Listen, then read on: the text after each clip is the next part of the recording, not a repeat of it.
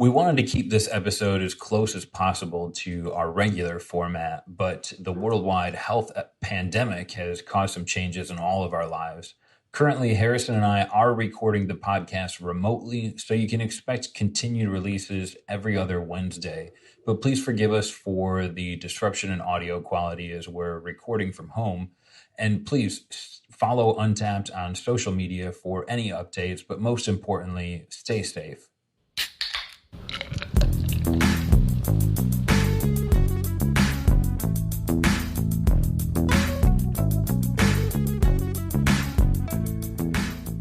Good morning. You're listening to Drinking Socially, the official Untappd podcast. Your inside look into what's happening in the Untappd community and the world of beer. I'm John, and this is a first for me. Harrison and I have been sequestered, sent home maybe, enjoying our new office space here. Confined to families and puppies, we've adopted technology to allow us to record a new episode of Drinking Socially while we're miles apart. It's likely we'll get some bumps and bruises along the way, but I've never been so excited to share a new episode with you. Thanks so much for listening in. And I'm Harrison, and in between board games and Frozen 2 blasting all rooms of my house, finding Nerf gun darts in just about everything, and then baking anything my wife can think of in an attempt to really add a cool quarantine 50 to my waistline. We've thankfully carved out some time to do something we all love to do, and that's drink some beers, food beers no less. So I hope you're hungry and thirsty, but if you aren't, you will be soon. Before we get to all that, though, as a reminder, Drinking Socially is released every other Wednesday morning and can be found at podcast.untappd.com. Or wherever you listen to podcasts and even YouTube in today's world. Harry, it's been crazy. I think that's actually true. It's been a really weird couple of days. That's right. Without going into a whole bunch of detail again, I do want to ask you, as if this is a typical episode, just to kind of get things started, what beers have you drank recently? Let's start with a thing we love most and tell me about maybe the favorite beer you've had over the last couple of days. Yeah, that's an easy one. It was South of the Pier, which is a collaboration between Coronado Brewing Company and Pizza Port Brewing, both out of California, and they brewed up a West Coast IPA, and it is exactly that from two breweries who really help kind of define and make popular that style. So really cool. They came together to make this, and it was great. I had it the other weekend, and on the can and the description of the beer inside Untappd alluded to this being the first of a few collaborations. So that's really exciting. I'll definitely be keeping tabs on the next releases through Untappd, making sure I find them when they become available. Because it was great. Kind of, I think I said my check-in. It was took me like a time machine back 2009. So when all IPAs were West Coast IPAs or something close to that. So that was great to go back there and two experts in the style to lead the way. But you had quite before all this kind of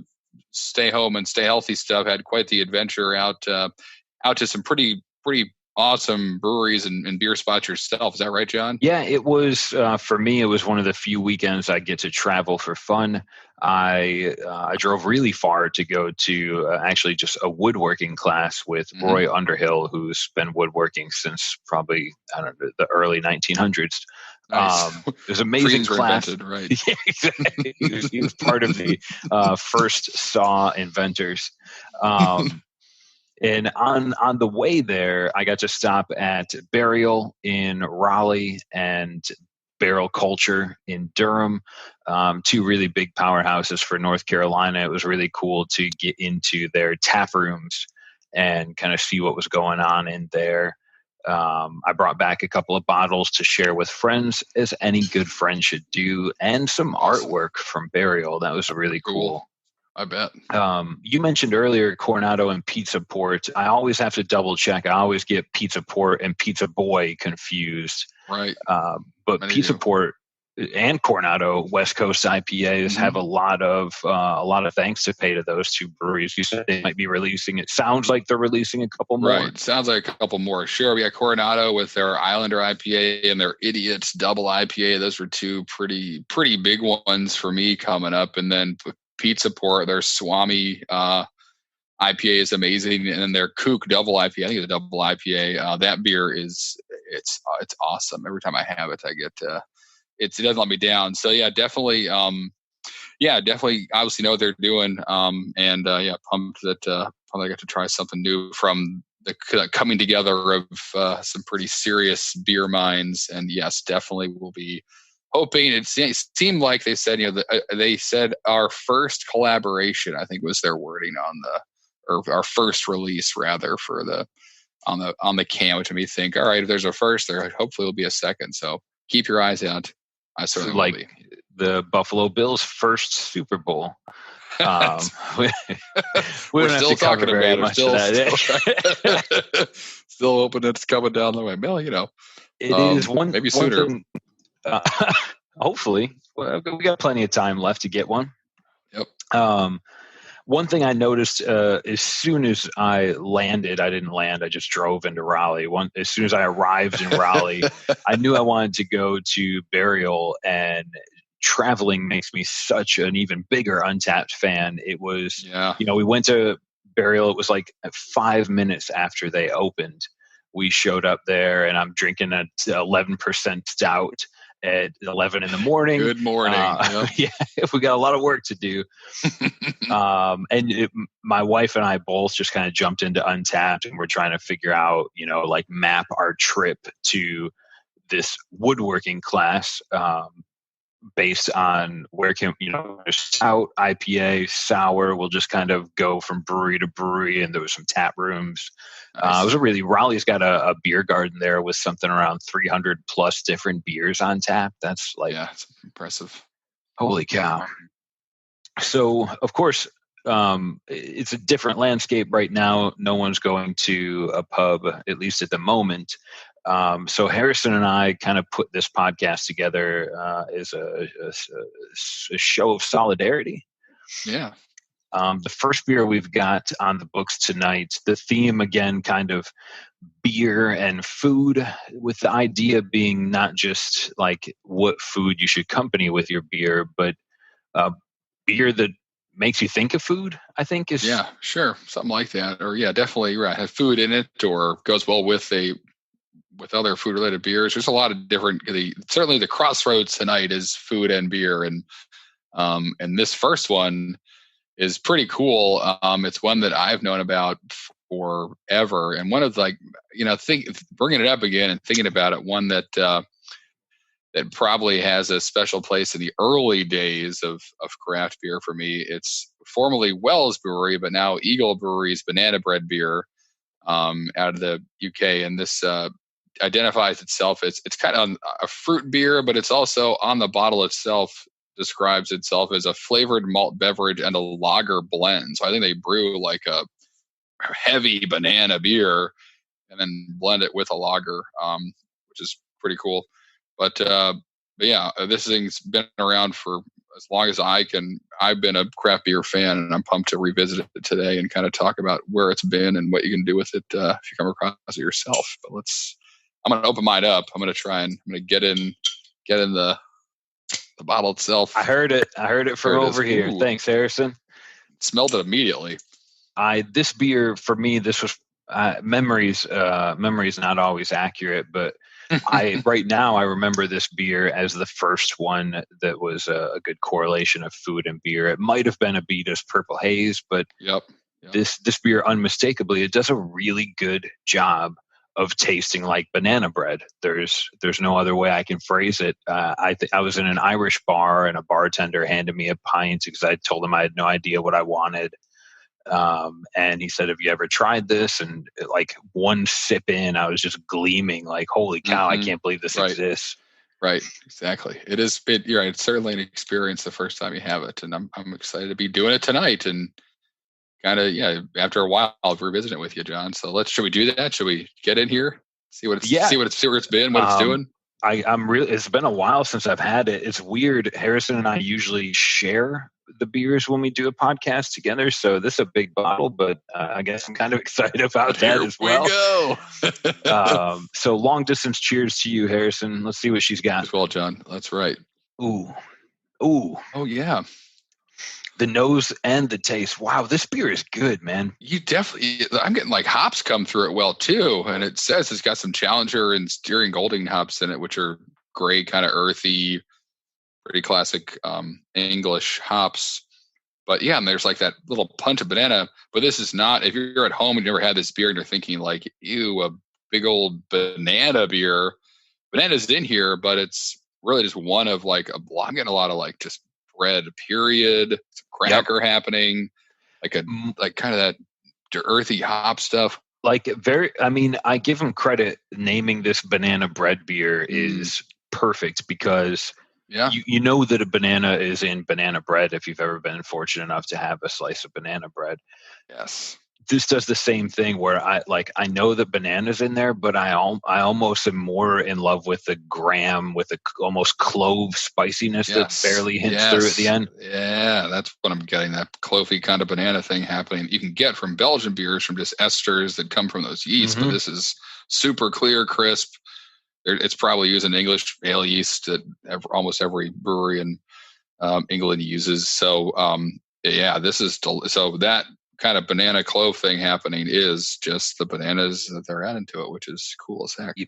They do call it, or it's listed as a fruit beer. So I think we're safe to assume bananas found themselves here in this beer. It does say it. Yeah, fresh packed bananas. They also say with blend of banana flavor added, so that could be banana extract or whatever it may be. Don't know for sure, but there's according to the label on the website, actual bananas in here as well. But that is just one of the flavors. This is really cool. That's, you talk about, I mean, obviously, so bananas have tons of sugar in them.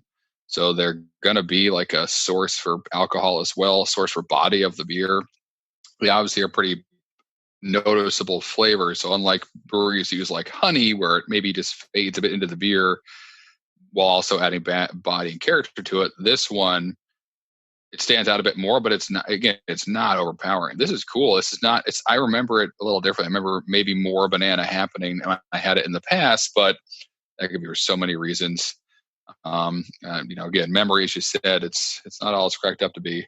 No, certainly not anymore. But this is awesome. This is really cool. This is it's almost, to me, it just kind of tastes like a English pale ale that's got some bananas in it, which I love. As you may know, if you're a loyal listener, that I prefer my English bitters. The Argyle sweater of the beer world is my happy place. And this is like an Argyle cardigan or something. I don't know. It's close. It's right there. It's almost there. It's certainly got a lot of it. You made a comparison earlier to Belgian beers and Weihenstephaner's Vitis, as I say it. Yes. That, to me, even though it's not intentionally a banana beer, that is one. I mean, that's really good, mixed with like a Young's Double Chocolate or any sort of dark. This as well. I'd imagine we'll have some fun with any remaining beer in the bottle a little bit later when we get to dark. We have plans, right? And if you ever come across this beer, oftentimes it's on the shelf next to Young's Double Chocolate. And that was my kind of first experience with this beer. I think it was some bartender. We had it stocked at a bar I was working at. And he was like, hey, let's, at the end of the work shift drink, like, hey, do you want to split a chocolate banana bread with me? And I was like, what are you talking about? And he's like, just stand right there. Right. You're right. I was foolish on many levels there. But he kind of brought out a can of Young's Double Chocolate and a bottle of Wells banana bread and just poured half, into each of our glasses and made a black and tan with this. And it's known in the industry or whatever, the beer world, as chocolate banana bread beer. We have Young's Double Chocolate Stout mixing with this banana bread beer here. So that was one of the first black and tans I'd ever had. And it's awesome. It's really, Young's Double Chocolate, we'll probably have them one day here. I hope on the podcast, because I love that beer too, whether you put it over, ice cream or have it alone or mix it with this one. But if you're in the future, had a chance to buy this beer and Young's is nearby, do yourself a favor and grab a can of that too, because it's a really cool combo. And one that I think everyone should experience. One of those kind of like classic, I guess you would say old school or something to that effect. I don't know. It's 2020 after all. Old school. Everything's old school now. It's right. I notice as I'm watching Harrison, this is the modern day version of a Skype call, where both of us are essentially in our bedrooms, bedroom / recording studios, Right. drinking beer. This is a college level experience. But I notice you're drinking that out of a proper English pint glass, That's the one right. that looks like it had a donut in it. That's really fitting, Harrison. I caught that as soon as I saw you take your first sip. That's right. It's got the Queen's crown on it and everything, I think, underneath where the official labeling of a pint. Yeah, this thing was a Christmas gift for my wife. I got a 4-pack of them. It's a true imperial pint, a nonic or a tumbler glass. It's one of my favorites. So 20 ounce, it holds 20 American ounces in it. It's one of my favorite glasses to drink out of, and for many reasons. But because it holds 20 ounces. That's a big one, sure. It matches right up almost perfectly with this bottle we have, which is I think about the same. So this is yes, one of my favorite go-to glasses when I'm home. Have a nice 20 ounce. It was great when I had a kegerator because a pint was a true pint. You just got to pour 20 ounces of it. As opposed to limiting yourself to a 12-ounce can, which seems ridiculous to a man who has a kegerator. But that was a different time in my life. But yeah, this is definitely diving into the glassware tonight. I have a couple other ones I'm going to use as we move along that are a little different too. So a couple of things worth mentioning here. This beer, the last time I checked it in was about 3 years ago.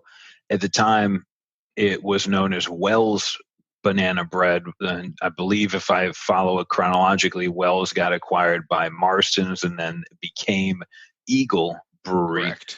I can tell you that this is still exactly the beer that I remember having, but they did make a huge and dramatic change to the label. If you're looking for this one on the shelf and you're looking for the beer you found years ago, this is it's like good point.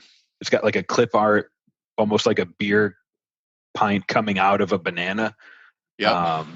Total redesign on the label. I assume that happened when they kind of became Eagle Brewery. Yeah, absolutely right. So that kind of like paler yellow Wells Banana Bread logo is gone. This one much brighter. It jumped right out at me, and so good work on the label team there at Eagle Brewery. Yeah, I saw it right away on the shelf. So. And they also can it now too, which is pretty cool. It used to just be in kind of like 500 ml bottles, and now I see it in like 12 ounces. The ones we're having now are like a pint and 0.9 on the U.S. fluid ounces, and then I see some pictures on Untappd of a lot of pictures of people drinking out of a can, which is great. Again, it's, even a pounder. I see someone drinking a pounder of this guy, 16 ounce of this beer too. Not too long ago. So definitely making some can moves, which why wouldn't you these days? This beer's got overall rating of a 3.5 after almost 250,000 check-ins. So a lot of opinions weighted, and it's sitting above the bell curve, which is always nice to see. Yeah, with that many 1,100, right? 1,100 monthly check-ins too. That's great. That's awesome. For a beer that I would classify as kind of like unique, or maybe not one you're grabbing every day to have that many people checking it out every month. I mean, as we kind of alluded to today, it really is. I mean, I could drink this all the time. It's 5.2 in the bottle. I think they make a cask strength version of it as well. That's a little bit lighter. Man, I'd love to try that. Yeah. I won't be fortunate enough to find one of those around here probably, but this is a beer Harrison and I put a little bit of thought when we were talking about food beer in ways to try and find one that's going to be somewhat available for anybody who's trying to level up their drinking socially badge. Yes. When we get to the next beers, we'll be able to illustrate some of the hardships of working so far apart.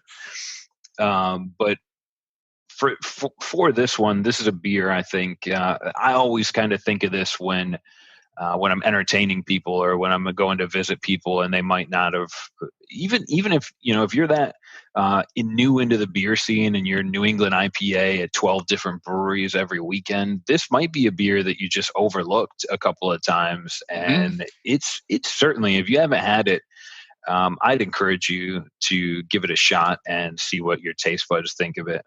Yep. Likewise. Yeah, this is great. I dig it. I would not hesitate to grab another one of these. This is awesome. It's kind of checking all those English pale ale, English bitter boxes that I look for. And just looks great too. I mean, it's just this beautiful kind of copper crystal clear beer, which also gets me excited as well. Awesome lacing, big old fluffy head to it. I'm digging it. This is a blast, John. And it looks, if I were sitting at, hopefully one day we'll get to do this together again and even go out to a pub and look for this. But this is a beer I wouldn't. Nobody would question if you're seen at a bar drinking a beer that looks like this in your pint glass. You look like you went to a woodworking shop with the oldest man in the world. Whereas most of the beers I order when I'm out are clear and red and discernibly sour, but sometimes I get a couple of looks. Right. Let's see. Awesome. You mentioned earlier, Harrison, mixing this with Young's Double Chocolate, which I think is, that's something that I think is kind of polarizing in the beer community when you see someone mix two beers, together right at the bar or at home. But I've had some really Founders Rubaeus and Founders Imperial Stout is one of the most magical homemade beer combinations I've ever had. Oh yeah. Yeah, I mean, that's an episode in and of itself, which we said every episode, we create future episodes for ourselves, but we're going to do it again. Right now, one of my favorite ones, I think isn't it called Worldwide Stout from Dogfish Head in 120 minutes? Is that called The End of the World or something like that? That's what I would call it. Yep. Right. I believe you're correct. Massive. And that was one of the ones talking about, I mean, that was something I discovered on Beer Advocate in the early days, some forum about black and tans. And I'm sure Young's Double Chocolate Wells is on there, and then we made one quickly when I was at Thimble Island Brewing Company. It was our double IPA, a New England double IPA, and our Russian Imperial Stout that we called the Black and Tan that we bottled actually as the Four Horsemen, and that was my name for it. We called it the Four Horsemen of the Apocalypse was the reference there, and label's sick, and it was bottled short for a little bit, and you can always get it at the tap room. Both of those beers are available. It was Mutual Assured Destruction was the name of the Russian Imperial Stout, and then the Ghost Island is the name of the double IPA. So if you're up in Connecticut and near the coast and have a trip ahead of you to check out some beers again in the future, we can go out and do that more often. Definitely put that on your list. Thimble Island's got some awesome beers. That's awesome. So it makes me think of Animal Style at the burger place I'll never get to go to. Yep. Oh, it's so good. Yep. We'll go, John. Yes. Yeah. One day we'll have to do a Drinking Socially tour of burger stops. I don't know if that's in the agenda for season 3, but it can be. Let's see what happens.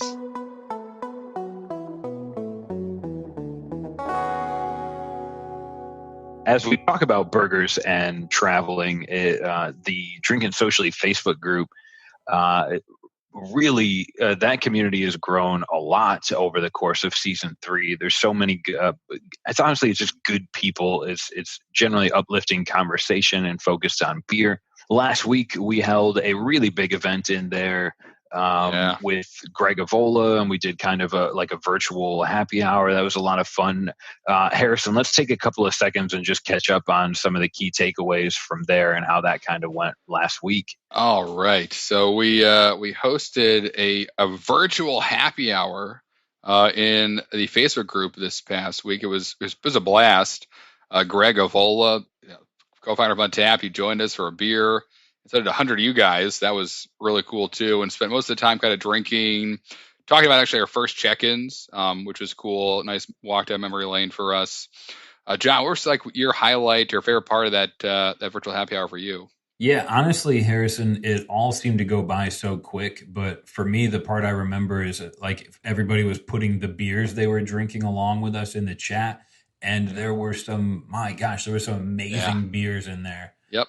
So I'm jealous. I'm jealous that it was a virtual happy hour. Harrison, what about you? Yeah, we kind of at one point someone asked us what our favorite badges were, and you and Greg have the good fortune of having a badge for each of your own weddings, different weddings. I should be clear to your respective wives, but and I don't have one of those, but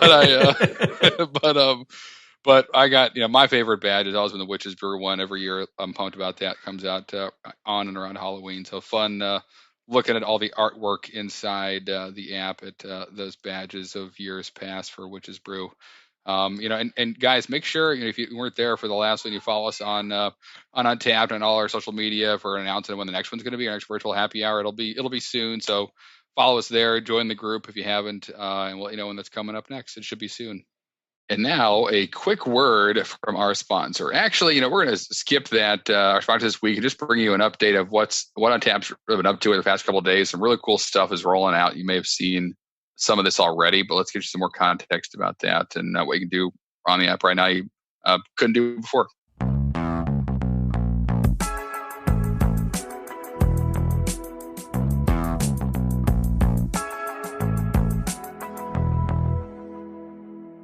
Thanks for the introduction, Harrison. I guess we could say that this episode is sponsored by Craigslist, which has kept Untappd very busy over the last couple of days. So we launched Craigslist as a service to help locate businesses nearby that are still open and offering food or even beer delivery or pickup.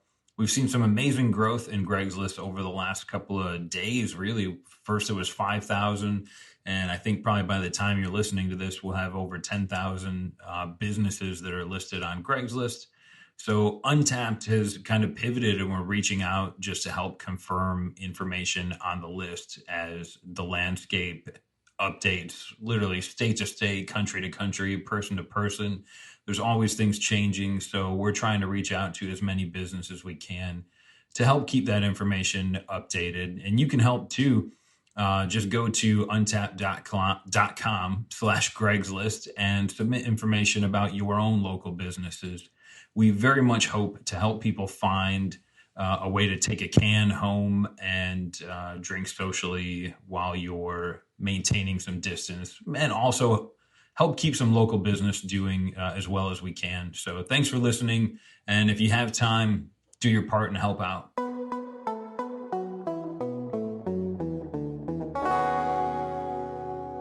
Really exciting stuff coming out of there, Harrison. I can't wait to see how some of these developments continue on into Untappd, in the months to follow. Yeah, it was wild. Moving through some of those kind of key updates, I really wanted to get to this next part. And so normally, if you listen to the podcast often, you're expecting Jon and Harrison to share their second beer. The story goes, Harrison kind of found this beer, which helped us build the episode, and we were going to drink it together. And then we got kind of sent. We're not leaving our houses, which meant I had to find another beer, which it was impossible to find another one of these. So we've got a replacement. That's why there's 2 second beers on this episode, and both of them will be added to the badge. So hopefully that makes it a little bit easier for someone to share with us. But Harrison, I'm jealous, but I'm really excited to hear what you've got over there. I know, right? So I'm pumped too, and bummed we can't have this together, but hopefully we can maybe someday kind of they would do this beer again, grab it together, because I've been waiting for this for a while. So I'm gonna start open up, and then Jon will talk a little bit about what he's doing too in a moment. But a beer called Brewer's Breakfast from Hopfly Brewing Company, which indeed was, I believe, my number one or one of my most checked in beers, breweries rather of 2019. I think it was the top one. Certainly my goal of this year was to get more of their stuff, because I was just impressed with everything.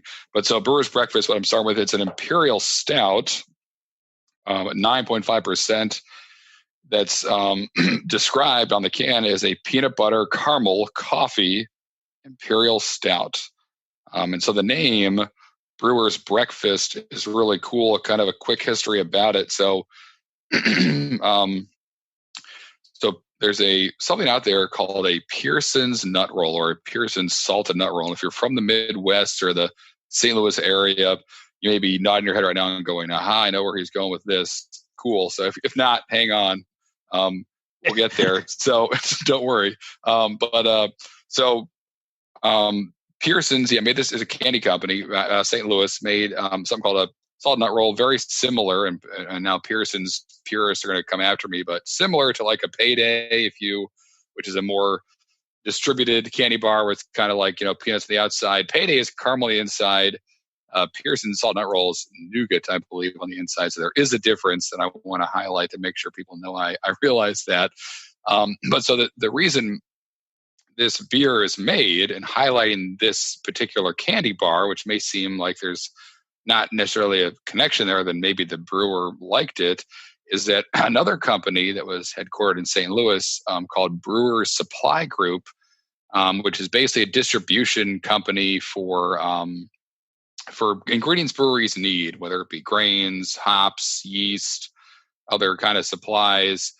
So shared the same hometown as Pearson's, and they started to, with every delivery, Brewer Supply Group, referred to as BSG, put a free or a couple free, like included Pearson's salted nut rolls on the pallets with the grain and the hops and stuff, and they drop them off at the brewery. And so within the industry, and this started years ago, they kind of became this term coined, this like the salted nut roll was the brewer's breakfast. You'd kind of get the shipment in the morning, be some food there as a bonus after you were done hauling all the like bags of grain and stuff away to kind of satiate yourself as you went about your day. So and they did this all over the place. And now BSG is a really well-known national company that works with probably every brewery. If you're in the States that you have had a beer from, BSG has had a part of putting that beer in the glass in front of you. So they're and I've worked with them a bunch, and they're awesome. So this is Hopfly's kind of ode to that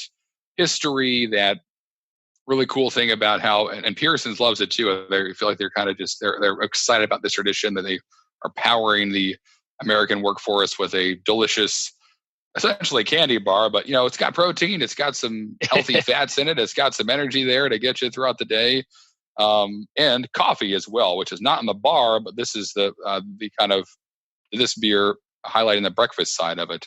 That it's you come in, have a cup of coffee, have a salted nut bar, and mash in and start your day. So I've said a lot of stuff. I'm looking at this beer. It's yelling at me to drink. It pours like a dark engine oil. All the photos on Untappd have this beer just looking like a total void of light. And it smells, I'll tell you what, it smells like a break room. It smells like there's a little bit of food in the air. There's someone just made a fresh pot of coffee. Like you walk in after a cold morning into the warm break room and you're greeted with this. That's a great smell to it. So I'm gonna take a sip, John, and cheers you, and then we can talk about this a little bit. But I know you have a beer you want to get to as well. I mean, kind of drink these things in tandem. And this is the first time I'm listening to the podcast without getting to drink along with you. That's right. This is weird.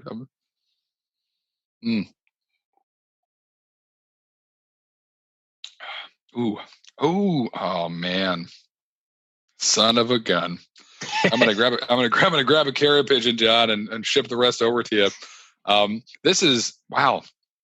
So again, ingredients here, and there's Hopfly so good at listing on the side. So it's brewed with peanut butter, caramel, and coffee. It's an imperial stout, not barrel aged at all. Although I've sat on it for a little bit. I think it came out in it was bottled in January, and it's March now, so it could easily last for much longer. But man, this is good. You get coffee, little peanut butter hit. The caramel's more in the nose, and then the coffee is just kind of like, it's like everything's bouncing around off the coffee. This is delicious. The alcohol is almost invisible. There's so much else going on, but this is 9.5, right? You said 9.5. Yes. So this will be great. The coffee may wake me up a little bit, but everything else with the peanut butter and the caramel will knock me right out, and the alcohol. Wish I had a salted nut roll next to me to enjoy. Don't. Again, that kind of limited to what we can and can't do right now. In the interest of everyone else's health and well-being. So, but man, this is something else. It's pretty wild that they were able to kind of combine all this stuff together, all these flavors at once. I'm enjoying that kind of this. It's fantastic. The photos, I'm watching Harrison drink this through like a laptop camera, which is nice. But the photos on this beer's Untappd page are really clever. The most recent one is a photo of the can on a plate of scrambled eggs, which is also a good breakfast. Yeah. There's a really cool photo, just like nicely laid out with Bob's Burgers playing in the background. There's just this beer seems to call for well taken photos. I don't know. Yes. The can art's beautiful. That's cool. I see a lot of photos of this beer.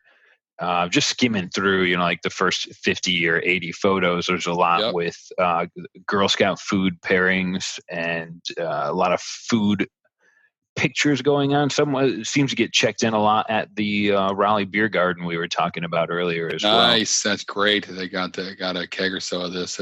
I saw someone has a glass Baby Yoda in it floated inside a barrel, which I got to get my hands on that. That's a great check-in, man. Oh man, someone pairing this thing with Tagalongs, the Girl Scout cookie, which is a crispy kind of peanut butter wafery cookie. That's a good call. Dan F had this back in February 15th, enjoying some cookies with his brewer's breakfast. This is impressive. I haven't had too many stouts from them, so it's always nice. I mean, obviously, when kind of becoming a fan of a brewery, it's nice to know they do everything well, but that's kind of the process, and it's the exciting part about it. Is I really love how these guys do IPAs. Let's see how they do lagers, and see how they do stouts, and see how they do saisons and stuff, and every kind of style that Hopfly's attacked. It's been great. This is really cool too. It's like I wish I could do a better job of describing how drinkable it is. I'm to say it's just really drinkable. There's nothing too strong, unbalanced at all about it. It's all the flavors are there. They're all kind of at the same level. It's really neat. And these guys, Hopfly, they're relatively new in the brewing scene. Mm-hmm. They're in a smaller town in North Carolina, so it's very likely that many of you won't be able to get your hands on Hopfly, at least right away. Although I know they do can, it seems, just about like every beer they make. They do. So they do get some distribution in Eastern North Carolina. But for those of you that are listening and not jealous or angry, but a mixture of the two, that you won't be able to get your hands on it. Keep your eye when festivals are able to kind of be part of our norm again. They were going to be at Juicy Brew's March event. They were going to be at another festival in Western North Carolina. So, a lot of these breweries, if you don't want to travel to every small town in the States or the world, keep your eye on beer festivals, because a lot of the up and coming breweries are going to find a way to get in there as well. Yep. Yeah, exactly right. And I would also say that, when we can kind of venture out and have some more beer adventures of our own, when that's appropriate, visiting where Hopfly is located is in the Rocky Mounts, the town, North Carolina, about an hour, I think, east of Raleigh, where their brewery is. They're in the Rocky Mountain Mills, which is basically like a beautiful campus that's a brewery incubator where there are like 6 or so breweries there. They all share like it looks like a college campus almost, and a farm, kind of yard combined into one. A lot of old mills and beautiful old buildings. So it's worth the trip if you're kind of trying to look at the East Coast and, all right, we're able to travel and have fun again. Where should we go? Put that on your list. It may not be there. But it should be there. All the breweries there make really great stuff. And it's really neat. You go to one place and you have like 6 or so breweries to pick from, and you're walking around this beautiful waterfalls everywhere. And it's in a pretty cool wooded area with a lot of great history itself. So they've got a great setup. Just opened up a new tap room. So they're expanding because they're doing well, which is awesome to. Oh, sorry, Harrison. I was just going to interrupt and say I just got done looking at their website. At least at the time we're recording, their tap room's closed, but they are doing like curbside pickup for as long as they can, which is really cool. And if you have a brewery nearby that's doing that, definitely try and support them and get something to drink. Yeah, but John, tell me. Sorry, so that's what I have my glass. But I'm curious what you got going on over there. I know you have a beer that's got many a tale about it. One I had once in the past and was kind of, it left an impression. But let's go ahead and break it down for me. What are you sipping on over there? So I wasn't able to get my hands on Brewer's Breakfast, but I was able to get my hands on the John Dispenza Breakfast since 1982. So that's right. I got a test to this. I've seen this. This beer reeks of nostalgia. It's called a peanut butter jelly time, and it's been brewed by Catawba Brewing, or Catawba Brewing if you're trying to pronounce it and you're new here. Catawba Brewing, I think they first released this in somewhere around 2012. It's technically a brown ale, and it's brewed to mimic a peanut butter and jelly sandwich. Now, the first time I heard about this beer, I clamored for it. I love peanut butter and jelly, no bones about it. And they re-release it every year. There's obviously some subtle changes, but this year in 2020, they've gone well above and beyond. There's the typical peanut butter and jelly time. They did peach jelly. They did a strawberry rhubarb jelly. There's a red currant jelly. So a lot of taproom exclusives, and the main beer that they brew each year is distributed widely now. You can find Catawba in North Carolina, South Carolina, Tennessee, Alabama, Georgia, and I believe they have distribution into the Dominican Republic. I'm not sure the story behind it, but you see a lot of Catawba brewing getting checked in the Dominican. So fantastic. Also great if you happen to be able to be there and grab some Catawba brewing while you're there. Let's get to the fun part. Sure. So I poured this beer into the glass, and I hate that Harrison isn't here to share it with me, because the nose, I mean, it smells like summer camp or being in the Boy Scouts, like just opening that fold over plastic lunch bag that someone in your family who loved you made. And the kind of summery, so the jelly and the peanut butter blended together into this beautiful smell.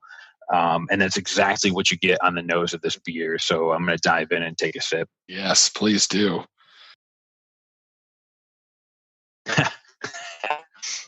Yeah. Okay. So some of you that know me on Untappd pick on the way that I check in a beer, and I often say there's a lot going on with this one. And I love those of you that have pointed out that I say that a lot. There is a lot going on with this beer, but it can be narrowed down to jelly or a fruitish sweet fruit flavor, and then bread, peanut butter. This beer tastes more like a peanut butter and jelly sandwich than any peanut butter and jelly replacement I've ever tried. Sure, right. I know what you're saying. Yeah, and I had it years ago, so I'm not going to let my memory tell the tale. I just remember when I had it, I was like, I couldn't. It's one of those, we've all had them, the experience of drinking beer, and you go, wow, I can't believe this tastes. How are they going to do it? Peanut butter and jelly? Yeah, right. I'm sure it'll taste like something else. And nope. Yep. Just tastes like peanut butter and jelly sandwich, and they nailed it the first time I had it, which is cool. Glad it's holding up, and no surprise. I mean, they're pumping out a lot of amazing beer at Catawba. So they've got that's awesome. A lot of locations now. The brewery serves, I think, 4 or 5 of their own tap rooms. This particular beer is a yearly release for them, and it's been checked in over 20,000 times by different people on Untappd. My hope is that this one might be available to some of you that are listening to the show. Again, if it's available near where you are and it's safe, use Untappd, see if you can find it somewhere. It's shelf stable, and it's got a brand new design on the can this year, which features a peanut butter and jelly sandwich, which just adds to the nostalgia. I know I should probably talk more about the beer. I'm going to rate this one when I check it in, and I'm going to leave a description that just reads #nostalgia ! Yep. It holds a 4-star rating overall on Untappd since its inception, and worthy. If you like peanut butter and jelly sandwiches, this one tastes like one that was cut on the diagonal, as they should be. Yes, as they should be. That's right. Yes, let's get that right out of the way. Exactly. Oh man, that's awesome, John. Yeah, and a lot of great, right? Like you said, more than 20,000 check-ins, and since 2012. Variants are really cool too about this beer. There's a lot of every year something a little bit different, as you mentioned this already. I'd love to try and get a vertical of that. Just the peach and the rhubarb and the red currant peach, strawberry rhubarb. That one. Because I was always, so we're talking about peanut butter and jelly sandwiches. The kind of, I guess you would say, the traditional is a grape jelly and a smooth peanut butter. However, I was always a fan of like a strawberry, a raspberry, if you will, preserve. That's my perfect peanut butter and jelly is smooth peanut butter and a raspberry jelly. So the strawberry rhubarb was probably, it's screaming right now, needing to know what that's all about. I believe their base. I don't call it a base beer, but their base beer uses raspberry. For the raspberry jelly and North Carolina grown peanuts, but I totally agree. If I was, let's put you on the spot. This was something we hadn't planned before we roll into the next topic. But your perfect peanut butter and jelly sandwich. I think mine. The majority of my life was raspberry and crunchy peanut butter, but in about the last year, it switched to blackberry and creamy, which is just a grown-up version of blackberry. You're right. Yeah, the mature version of grape is blackberry. I agree with you there. That's a good. Blackberry is great too. We just always have this really solid raspberry preserve, if you will, with the grown-up version of jelly. Yeah. in our house that I go to, and we'll probably make, I'll tell you what, this is gonna, oh man. So yeah, usually it's right. It's like the plainest, simplest bread, smooth peanut butter, raspberry preserves. Tonight though, I'm probably we have these little waffles in the freezer. Not waffles, pancakes, mini silver dollar pancakes in the freezer. I'm gonna pop in the toaster and make a peanut butter and jelly with that as my bread. That's my plan tonight. Yes. Everybody knows I'm kind of making like a king version of a peanut butter and jelly sandwich. I've hacked the code.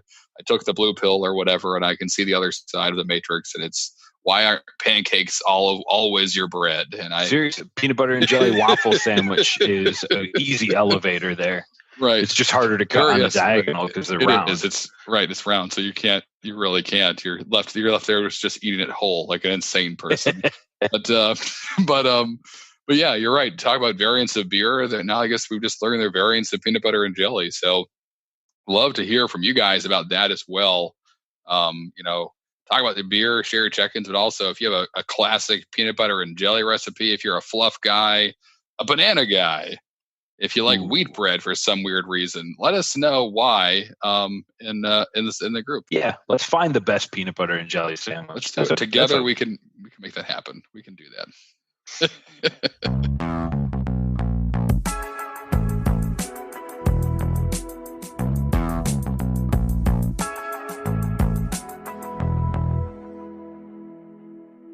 As we move on from a topic I could do a whole nother podcast on. Yep. It's time to add our second beer to Mount Beermore. We kind of mentioned that we'd be doing this, and even though most everybody's lives are in a state of turmoil, I think this is a commitment that we can easily stick to. For those of you that missed the inaugural Mount Beermore episode, it is, in a concise version, it's Mount Rushmore with beer. And in this case, it's my version of the 4 most important beers of my life, and Harrison's version of his, and hopefully for you, your own 4 most important beers of your own life. For me, the first beer that went on there was Founders All Day. Harrison, do you remember what yours was? Sierra Nevada Pale Ale. Not surprising. So for beer number 2, we've had a couple of days to put some thought into it. Is it an easy decision for you? It wasn't easy. I mean, there's a lot of, it's, as we're doing this, it's obviously I'm putting some fair amount of thought to it, and it's been fun kind of walking down memory lane and taking a high level look at my kind of beer journey, if you will, and using Untappd to kind of call back to some highlights of mine, looking at beers I've rated highly or rated a lot. It's kind of a somewhat of a guide, but and kind of came down to a couple of them, and not saying that of these three that I was debating between to talk about next, that none of the other ones won't make it. They may all get on here eventually, but they're kind of debating between Brooklyn Lager, which is going to kind of change the game for a lot of reasons, Fat Tire, which for a lot of people is like an original craft beer, and then Allagash White, which is what I want to add tonight to my Mount Beer Mars, Allagash White. So for a lot of reasons, I mean, not only do you see it on almost every great kind of beer bar in the world, there's always an Allagash White tap, but Rob Todd, who was one of the founders of Allagash, and he's a genius. He's won like the James Beard Award, which is like like a restaurant tours award. He's won, but also expands to other parts of the food and beverage industry. He's won it for the brewery of the year multiple times. It's kind of like his opus, and it's such a great beer. It's another one that like I kind of was shown to me by people early, that I trusted early on in my experience. It's a traditional Belgian wit beer, and it's great. We have it out of the bottle, out of the cask. They can it now. They obviously have it on draft. However you enjoy it, it's just very delicious. It's another bottle conditioned beer, which I think makes a difference over time, and it's just very, very good. And there are a lot of American breweries that refer to themselves as farmhouse breweries. They make a lot of saisons. They make a lot of Belgian-inspired beers. And I think he was one of the first to do that outside of Belgium with Allagash. And everything they do is so well made, and you can tell in meeting him that he cares a lot. But mixed beer is very important for a lot of reasons. Chief among them just how it kind of opened the doors to American breweries to kind of approach a lot of these classic, at the time maybe untouchable styles of beer that kind of had this mystique about them, that only could be made in Belgium, or some only made in Brussels, or to be even more specific, he said, let's try our hand at this. Let's do it really well. And he does. And they have a cool ship at Allagash. I mean, Allagash needs to be on your list if it's not a brewery to visit. It's amazing for a lot of reasons, but this one should be. If you haven't had it, go and grab it. I won't be disappointed. Every time I've had it, it's been amazing.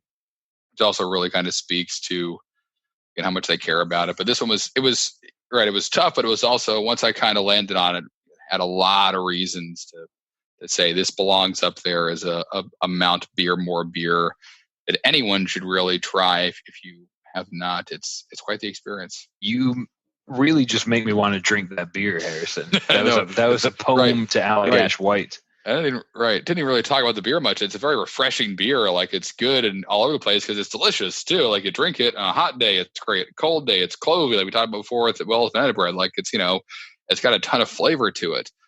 So there are many reasons to check this thing out. So if you haven't, find it on Untappd, and obviously holds you just a great kind of great page of your beer page or whatever on the brewery page of the beer itself about White, whether it's how high the rating is. It holds a 3.76 with more than 377,000 check-ins. Still pulls about 1,500 different check-ins monthly, which is awesome. And it kind of describes, also has wheat, coriander, and curacao orange peel in it, which is cool too. Like, kind of not skimping on anything at all. Not just orange peel, curacao orange peel. Coming down from the guys at Allagash. So yeah, it's such an awesome beer. Checked in just an hour ago as of recording right now by Rob at looks like at his house. Grab one on the way home, and they can it, as I mentioned, which is cool as heck. Really nice. I know, but that was mine, John. What do you got to add to your Mount Beermore this episode? What made the cut? Yep. So I went your homage to Allagash White. If you didn't put it on yours, I would have put that beer on mine. I still may. But for me, I went with an easier way to make the decision. The beer that I've checked in the most on Untappd is my number 2.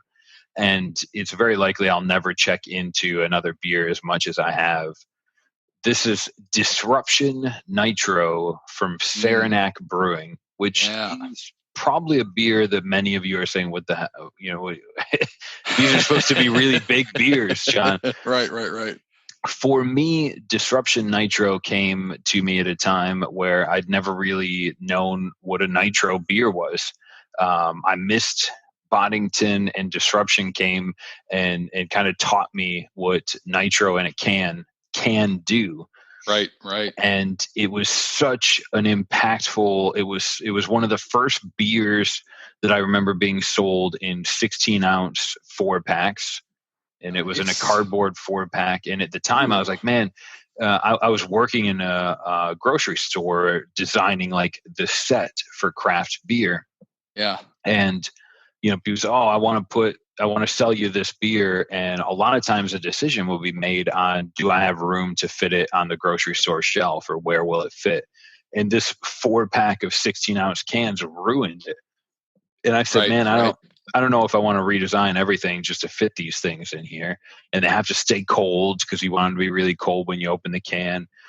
And so the salesman, brilliant, says, take one home, put it in the fridge for a while, crack it open, tip it upside down, pour it really hard into the can, like shake it up first if you want, just slam it into the can. And then call me tomorrow and let me know what you think. And I called him the next day and I ordered like a bajillion cases of it. And anyone that came in, I would share that story with, how you pour it really hard and it cascades down the glass and it's so smooth. And it caramely, chocolatey, but it was just a brown ale at 7%. It was a little bit high in gravity, but it was not only was it just so fun to share. I shared this beer with so many people. I've checked into it 25 times. I'm on Untappd. If you go to the beer page, I am the most loyal drinker. No one has checked into it as much as I have, which is there you go. That's awesome. Made it an easy decision, but it hasn't been made for years, so you likely won't see it again. I was emailing Saranac bi-weekly for a while, asking him to bring it back. When they announced that it was discontinued, I drove 2 states out of my way. I drove to a place called Jungle Gyms in Cincinnati. Yes, sure. Because they had a couple pallets of it, and they had marked it down to like $5 for a 4-pack. So I filled my trunk up and brought it back to North Carolina, and that's how I got so many check-ins. But yes. Long story short, that's a beer I won't be able to share with anyone or get again, but that beer sent me down a path of loving nitrogenated beers and always going out of my way to drink them. That beer was amazing. Yeah, and I've never had it, but I mean, you've sold me on it. I love brown ales already, but have a nitrogenated version of it in a 16-ounce pounder. I don't know, John. I mean, someone checked one in not too long ago. Really? On Untappd, yeah, the 7th of March. The big old can. Son of a gun, that's the one. So they may be making a return. But it sounds great. I'm inclined to believe that's just a really old can. Right, or it could be an ancient can. That's right. You never know. It's tough I'm trying to look at like the coloration on the can and see if it's similar to the ones that were checked in, because you're right, there's a huge gap between the most recent check-ins and then the ones before it. So I'm seeing some check-ins from like December 2019. Tori is saying, hey, revisit this one, check it out, and a bunch of his friends are commenting like, that's probably an old can. I love that beer, but I haven't seen it around in years. So right. This just sat on a shelf somewhere. It's the Kroll of beer. It's just a really, really small cult following. So Jeffrey checked it in June and says the can was dated April 2007. Wow. Wow. I don't know how I would buy it if I saw it on the shelf. I would probably be disappointed with it, but that's number 2 on my Mount Beermore, because I would walk to Cincinnati if they told me it was there again. And Saranac, if you're listening, go ahead and make it. I will take out a second mortgage and I will buy all of it for you. There you go. Easy sale. Perfect. Yes. Wrapping up this episode, Harrison, we got a pretty easy, timely Would You Rather. Yes. That was actually, I'm pretty sure I'm going to give credit to Becca for this one. Sure. who helps us out with the podcast almost every single day. And the would you rather to close out this show is please don't roll your eyes. Would you Right. rather drink all of your beer at home or drink all of your beer in a pub? Hot diggity dog. Right. So all things considered, right. Today, an easy answer as we are here drinking alone, but together in our own homes, and happy to do so. You're right, but it is a conundrum in that, there's different value points that you're hitting. If you're in a bar, I've said it before on this podcast, that I loved kind of getting my beer education in Philadelphia because it's such a friendly city where I could go by myself to our neighborhood bar and within 2 minutes be talking with every other person at the bar about whatever, from the movie that was on the TV to easy to talk about sports. That was kind of usually where it started, to how your kids, how your family. It's called the city of neighborhoods for a reason. You really did see the same people all the time. And if you walked into a bar alone, you probably saw 10 people you would see at that bar every other time you were at that bar, and kind of pick up your conversation where you left off. So that is a very unique thing that after I left Philadelphia for a little while and went to other places, you don't see as much. That kind of just openness to having a conversation with what was once a stranger. And maybe it's because that guy who's in your bar and it's 8:00 on a Tuesday, he probably lives a block away and you're going to see him again. So why not maybe just move to the neighborhood? Why not say, hey, what's up? I'll see you again tomorrow, because that's more than likely the case.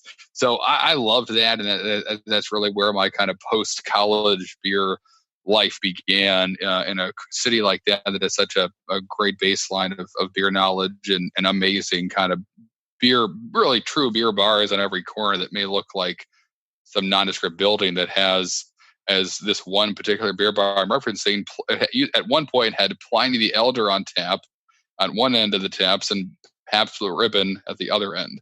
And just those two worlds lived together, joined by the mighty forces of a Tullamore Dew shot at 10:00 every night that everyone in the bar, bartenders included, shared together. So it's hard to kind of walk away from that experience and go, I want to be at home.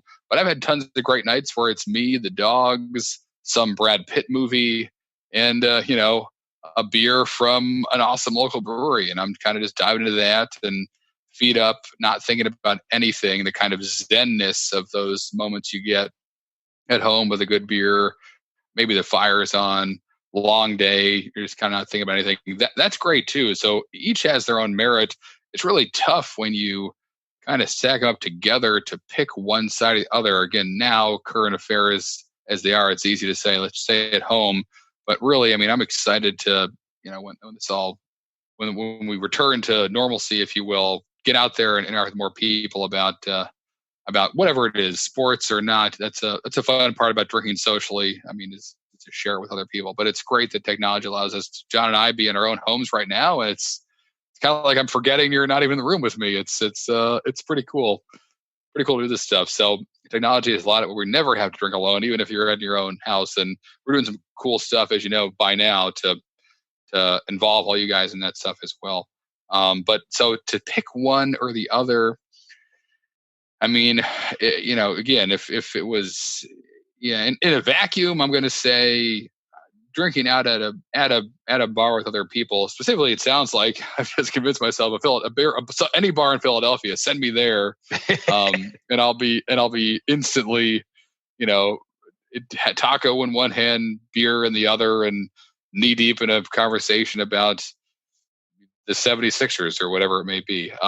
Or how we're still the only large city that has no street cleaning service, which was always came up every once in a while. Someone at a bar in Philly is talking about that right now. I think 1,000 people are probably who they had to sift through garbage on the way to the bar, like it was the Mad Max kind of city of the future that the time forgot. But yeah. So I'll go to I'll take that road and say it's always great to be able to walk into a place that's not your home, that feels like home, that happens to be a bar that has amazing tacos. And if you're privileged to have a spot near you, like that. Hope you, obviously, I'm sure you'll remember it and be the first place to visit when you can next. But John, where'd your mind kind of land on this old chestnut? This is a good would you rather, because it's not like, all your beer from a fire hose or an eyedropper. Like, it's kind of